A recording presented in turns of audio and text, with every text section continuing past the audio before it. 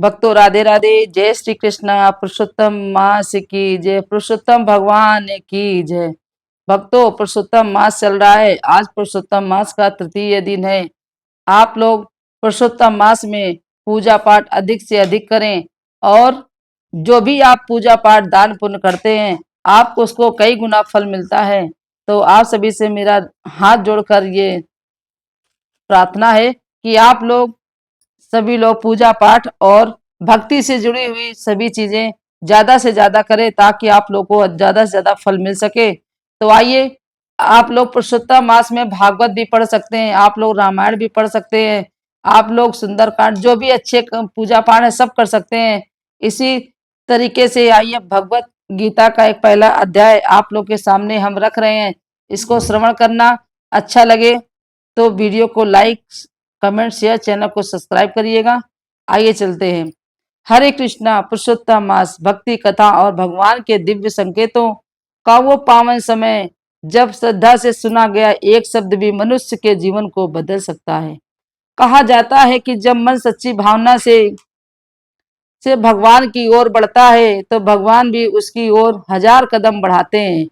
और इसी दिव्य भाव के साथ आज से प्रतिदिन हम आपके लिए लेकर आए हैं श्रीमद् भागवत गीता के अध्यायों का सरल भावों को हृदय को छू लेने वाला वर्णन।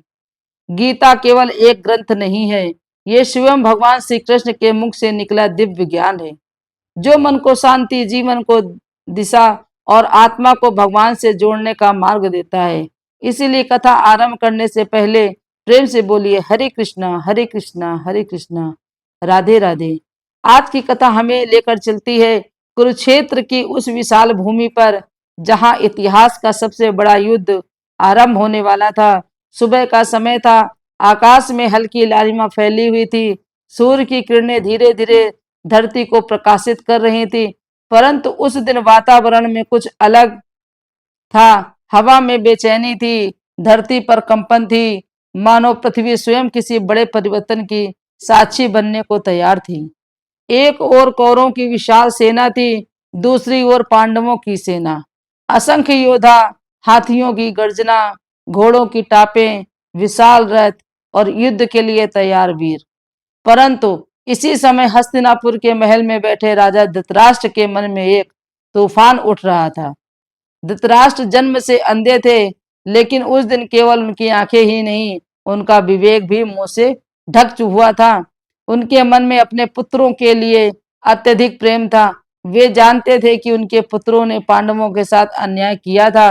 वे जानते थे कि सत्य पांडवों के पक्ष में था, फिर भी मोह उन्हें सत्य स्वीकार नहीं करने दे रहा था। तब उन्होंने संजय से पूछा, हे संजय, धर्म भूमि कुरुक्षेत्र में युद्ध की इच्छा से एकत्र हुए मेरे पुत्र और पांडवों के पुत्र क्या कर रहे हैं? संजय कोई साधारण व्यक्ति नहीं थे। उन्हें महर्षि व्यास का आशीर्वाद प्राप्त था। वे दूर बैठकर भी युद्ध भूमि की घटनाएं देख रहे थे। उन्होंने अपनी दिव्य दृष्टि से कुरुक्षेत्र को देखा और धीरे धीरे वर्णन आरंभ किया। उन्होंने कहा, हे राजन, आपकी सेना के सामने पांडवों की सेना अत्यंत व्यवस्थित रूप से खड़ी थी। उस समय राजा दुर्योधन ने अपने गुरु द्रोणाचार्य की ओर देखा। उसके चेहरे पर आत्मविश्वास था, लेकिन उनके भीतर एक हल्का भय भी छिपा हुआ था। वह गुरु द्रोणाचार्य के पास गए और बोले, गुरुदेव देखिए, पांडवों की विशाल सेना को कितने महान योद्धा उनके पक्ष में खड़े हैं। भीम, अर्जुन, सत्याकी, विराट, द्रुपद और अनेक वीर। दुर्योधन बोल तो रहा था, लेकिन उनके शब्दों के पीछे छिपी हुई चिंता थी, क्योंकि वो जानता था कि युद्ध केवल हथियारों से नहीं जीता जाता, धर्म और सत्य भी युद्ध की दिशा बदल देते हैं। इसके बाद दोनों सेनाओं में शंख बजने लगे। वो ध्वनि इतनी विशाल थी कि आकाश और पृथ्वी गूंज उठे। उसी समय भगवान श्री कृष्ण और अर्जुन भी अपने दिव्य रथ पर विराजमान थे। भगवान ने पंचजन्य शंख बजाया, अर्जुन ने देवदत्त शंख बजाया, भीम ने अपना प्रचंड शंख बजाया और देखते ही देखते पूरा वातावरण ध्वनि से भर गया। लेकिन तभी कुछ ऐसा हुआ जिसने इतिहास बदल दिया। अर्जुन ने भगवान श्री कृष्ण से कहा, हे माधव, कृपया मेरा रथ दोनों सेनाओं के बीच ले चलिए। मैं देखना चाहता हूं कि मेरे सामने कौन लोग युद्ध के लिए खड़े हैं। भगवान मुस्कुराए। उन्होंने रथ को धीरे धीरे आगे बढ़ाया और दोनों सेनाओं के बीच खड़ा कर दिया। और फिर अर्जुन ने देखा, उन्होंने अपने सामने केवल योद्धा नहीं देखे, उन्होंने अपने दादा भीम को देखा, अपने गुरु द्रोणाचार्य को देखा, भाइयों को देखा, मित्रों को देखा, रिश्तेदारों को देखा। उनका हृदय अचानक बदल गया। जो योद्धा कुछ क्षण पहले युद्ध के लिए तैयार था, वो भीतर से टूटने लगा। अर्जुन की आंखें भर आईं, उनके हाथ कांपने लगे, शरीर में कंपन होने लगा। उन्होंने धीमी आवाज में कहा, हे कृष्ण, ये मैं क्या देख रहा हूँ? जिन लोगों के लिए राज्य चाहिए था, वही लोग आज मेरे सामने खड़े हैं। यदि इन्हीं को खोना है, तो ऐसी विजय का क्या लाभ? उनका गांडीव हाथ से ढीला पड़ने लगा। वे बोले, मेरा हाथ कांप रहा है, मेरा शरीर चल रहा है, मेरा मन भ्रमित हो रहा है, मैं स्थिर नहीं रह पा रहा हूँ। हे माधव, मैं अपने ही लोगों पर बाण कैसे चलाऊं?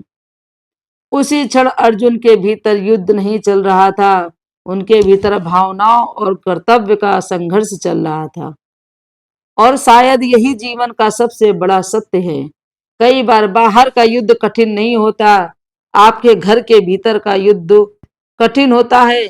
अर्जुन की आंखों में आंसू थे। उन्होंने धनुष नीचे रख दिया। वे रथ में बैठ गए। वे टूट चुके थे, लेकिन उन्हें नहीं पता था कि ये अंत नहीं था।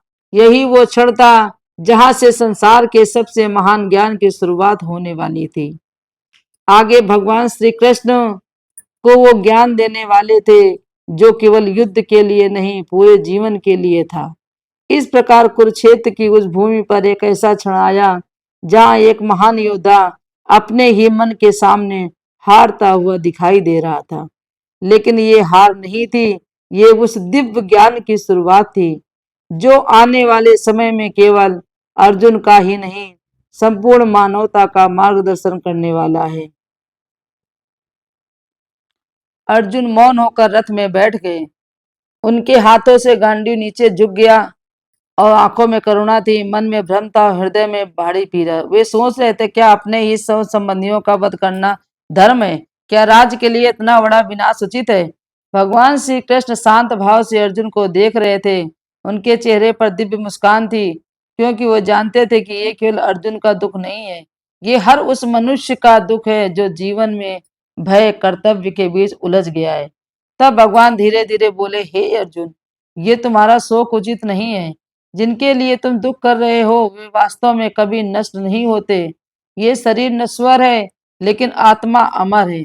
जैसे मनुष्य पुराने वस्त्र त्याग कर एक नए वस्त्र का धारण करता है, वैसे ही आत्मा पुराने शरीर को छोड़कर नया शरीर धारण करती है। भगवान के शब्द धीरे धीरे अर्जुन के हृदय में उतरने लगे। उन्होंने आगे कहा, हे पार्थ, ये संसार परिवर्तनशील है, सुख और दुख आते जाते रहते हैं। जो मनुष्य हर परिस्थिति में से स्थिर रहता है, वही सच्चा ज्ञानी होता है। अर्जुन ध्यान पूर्वक सुन रहे थे गीता का उपदेश। उनका मन अब शांत होने लगा। भगवान बोले, तुम्हारा कर्तव्य धर्म की रक्षा करना है। यदि तुम मोह में आकर अपने धर्म से पीछे हट जाओगे, तो लोग सदियों तक तुम्हें कायर कहेंगे। यदि तुम धर्म के लिए युद्ध करोगे, तो ये केवल युद्ध नहीं होगा, यह अधर्म के अंत का माध्यम होगा। फिर भगवान श्री कृष्ण ने वो दिव्य वचन कहा, जिसने पूरे संसार के कर्म को सबसे महान किया है। तुम्हारा अधिकार केवल कर्म करने में है, उसके फल में कभी नहीं। कर्म करो, फल की इच्छा ना करो। अर्जुन के भीतर जैसे अंधकार हटने लगा। उन्हें समझ आने लगा कि मनुष्य को अपना कर्तव्य भगवान को समर्पित करके करना चाहिए, बिना फल की चिंता किए। भगवान बोले, जब मनुष्य अपना हर कर्म मुझे अर्पित देता है, तब उसका मन भय और चिंता से मुक्त हो जाता है। वही सच्ची भक्ति है, वही जीवन का वास्तविक मार्ग है। कुरुक्षेत्र की भूमि पर अब केवल युद्ध की तैयारी नहीं थी, वहां एक गुरु अपने शिष्य को जीवन का सत्य समझा रहे थे। वहां भगवान स्वयं मानवता को धर्म, कर्म, आत्मा और भक्ति का मार्ग दिखा रहे थे। धीरे धीरे अर्जुन की आंखों से भ्रम दूर होने लगा। उनके चेहरे पर आत्मविश्वास लौटने लगा। उन्होंने पुनः अपना गांडीव उठाया और हाथ जोड़ के साथ भगवान से कहा, ये अच्युत, अब मेरा मोह नष्ट हो चुका है। हे भगवान, अब मेरा मोह नष्ट हो चुका है। आपकी कृपा से मुझे स्मृति प्राप्त हो गई है। अब मैं आपके आदेश का पालन करूंगा। और इसी क्षण एक टूटे हुए मनुष्य का पुनर्जन्म हुआ। अर्जुन अब केवल योद्धा नहीं थे, वे भगवान के ज्ञान से प्रकाशित एक जागृत आत्मा बन चुके थे। भक्तों, यही गीता का पहला और सबसे गहरा संदेश है। जीवन में कितनी भी कठिन परिस्थितियां क्यों ना आ जाएं, यदि भगवान का मार्गदर्शन मिल जाए तो भ्रम समाप्त हो जाता है और जीवन को सही दिशा मिल जाती है। इसलिए जब भी मन दुखी हो, जब भी निर्णय कठिन लगे, तब गीता के इन दिव्य शब्दों को याद कीजिएगा, क्योंकि भगवान श्री कृष्ण का ज्ञान आज भी उतना ही सत्य है जितना कुरुक्षेत्र में था। अगर आपको यह दिव्य कथा पसंद आई हो तो प्रेम से कमेंट में हरे कृष्णा जरूर लिखिएगा। और भगवान श्री कृष्ण आप सभी के जीवन में सुख, शांति और भक्ति का प्रकाश भर दें। भक्तों, अगर आपको ये श्रीमद् भागवत गीता का पहला अध्याय अगर आपको पसंद आया हो तो वीडियो को लाइक करिएगा और चैनल को सब्सक्राइब करिएगा। लता भक्ति रस चैनल पर आपको धार्मिक और सनातन से जुड़ी हुई कथाओं आप मिलती रहेंगी। तो कमेंट में जय श्री कृष्णा जरूर लिखिएगा।